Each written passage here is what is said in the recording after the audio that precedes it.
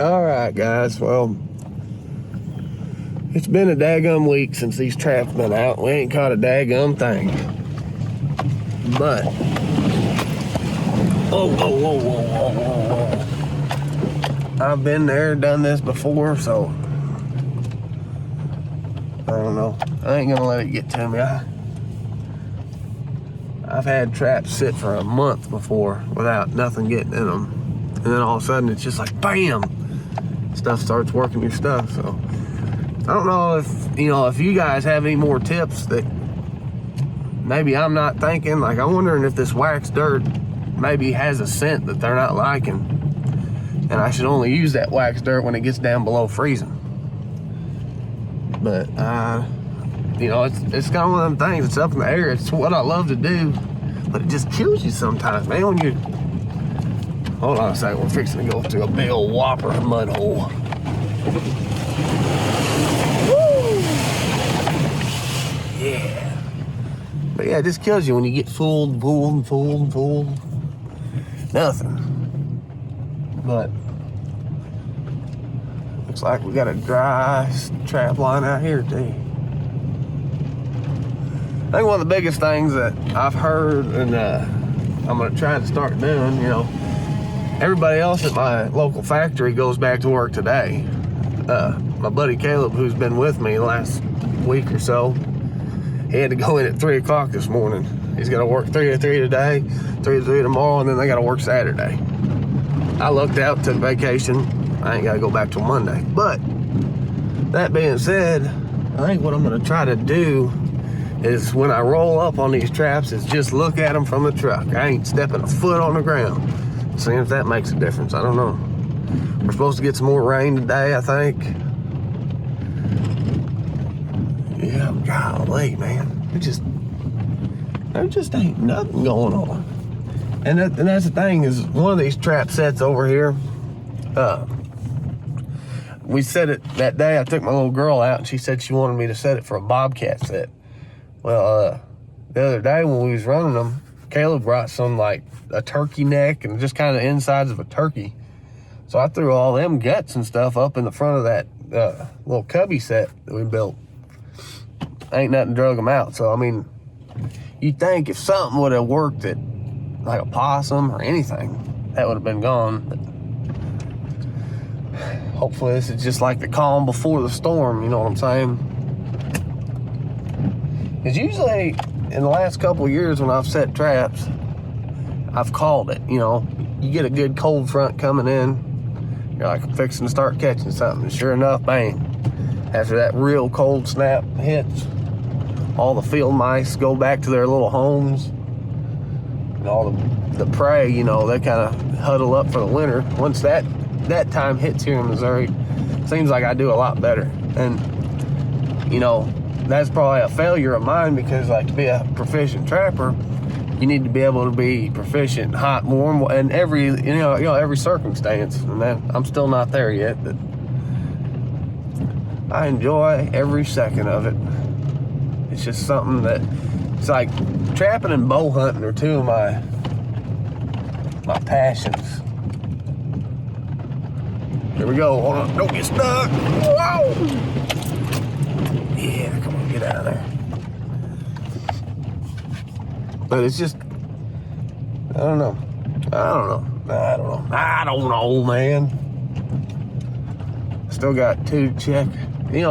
Part of you makes you want to, when you roll by a set, I don't know if you can see my little dirt hole down there.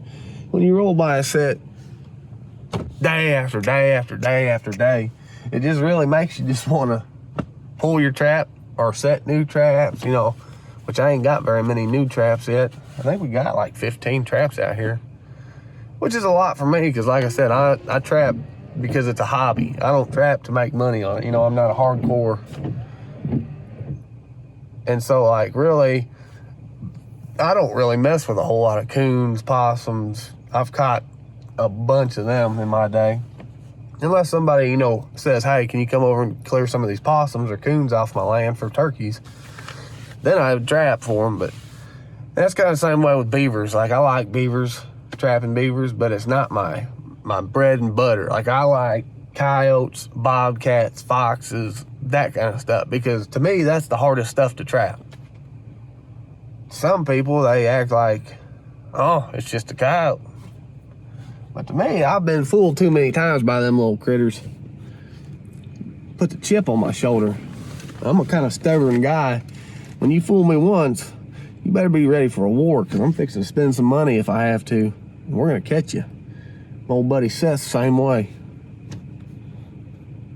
But we still got, let's see, what is it? It's still, no, it's January now. It's 2020, man.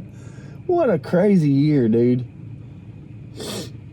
I think we've been doing this Acorn Outdoors thing for, I think this will be our second year doing it. That's crazy. But you know, I was just talking to Ethan on the phone. I love doing this kind of stuff, man. It's what I love to do. Factory work is not what I love to do. This is right here. That's why I work at the factory, so I can keep a roof over my head, my wife's, my little girls, and then come out and do this kind of stuff. Like, that's what I do. I don't go to the bars, don't party hard, don't do none of that stuff no more. No more. Keyword, no more. I like being outdoors, man. Just being out in the wild just gives you a good feeling in your heart. You got a lot of time to think and, you know, whatever you want to do. So I know this is kind of a ramble, but since there's no critters in the traps, I don't know what to put on here. You know what I'm saying? Gotta have something. So you can drive around with me, listen to me talk like an idiot for a little while. I'll tell you the story, I guess. When was that? That was Sunday. So Logan, he calls me up. He says, "How you want to go hunting Sunday morning?" I said, "No." I said, I got traps to check. But I said, Sunday evening. I think it was Sunday. Might have been Saturday. I can't remember. One of them days. Been off from work so long, it's hard for me to remember what day it is. But anyways, one of them days, we ended up meeting up in the evening time. We went over to behind a spot that I've got permission to hunt at. And we were just walking down a high line, getting ready to go to a spot, and we stopped up there for a second because it was fixing to rain. So we stood underneath this tree branch, and all of a sudden we seen some deer come out at the bottom down there. And I was like, well, daggum, you know. I said, that's too far to shoot at with a muzzleloader. Well, then about 30 minutes later, rain died down a little bit. All of a sudden I seen 3 deer come out of the woods down there. And like I said, my phone was dead in my pocket, didn't have my camera. And it was the deer that I was after this year. I called him Shorty. He stepped out of the woods at about 100 yards right there. Stood standing right there on the high line up against the tree line. Kawamo dropped him. It's just crazy how that stuff works. Makes me feel bad that I didn't have a camera on it, but dude, it's stuff like that happens. Like, you know, we're not professionals by no means. We just try to do. We've grown a lot. But, you know, that's what I was telling Logan. I said, you know, doing this YouTube stuff is fun. But every once in a while, dude, it's time to just get back with your old buddies and just be like, let's go hunting, you know. Let's just put the shawamo on something. And that's kind of what happened. I was tickled pink. But, man. Yeah, I don't know, Bobby. I guess I'm headed out of here now. This property right here, like, I mean, if you wanted to trap otters and beavers and stuff, you know, I'll tell you real quick. I'm not much of a water trapper.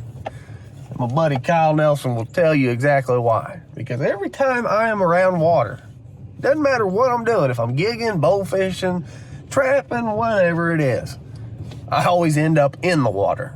Like, just for example, the other day, me and my buddy Caleb and Kyle, we all went out to check out this beaver pond that the city has requested that we try to trap some beavers on. Well, I had my old hip boots on, and I'm walking out there just kind of feeling around, trying to see if I can see any beaver runs or anything like that. I found a beaver run, or something. It may have been a backhoe dig out run, because whatever it was, it come up to here on me. I had everything in my pockets, cold as crap. I just went swimming. But I do like catching beavers, so I will put up with a little wetness to conquer some beavers. I've been really thinking about getting into doing some foothold traps on beavers. I watched a bunch of trapping videos about that, dude. That seems like the way to go to fool like your more mature beavers and stuff like that. Putting caster mounds up, dam sets, you know. You can hide them a lot better than you can a conibear. Conibears are good for putting in their runs and everything like that. And snaring, I'm not really too proficient on my snaring, but I do what I do. I do what I can, you know what I'm saying? Do what I can to keep the critters down. That's all a man can do. But anyways, I guess I'm gonna head out to this piece of property and go check a couple more traps on another piece that I got. I only got 2 on that one. I think I'm gonna pull them today.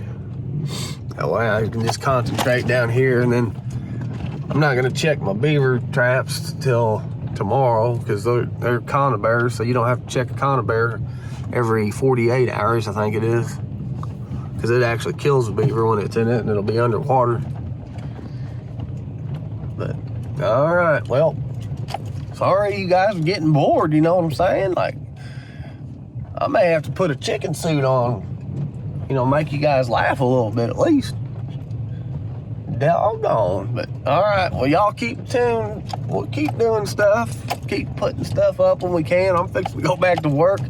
I guarantee you I'm gonna be getting slammed to 60 hours a week, 60 hours a week. Saturday, Saturday, Saturday. But you know, I'm gonna do what I can. Keep trying to put these videos out. That's what a man can do. Y'all stay wild, keep watching it. Make sure you hit that subscribe button. That'll help us out a bunch. Give us the fire in our soul, you know, to keep doing this kind of stuff. But keep watching, and hope y'all have a good year 2020. Kawamo! Here we go.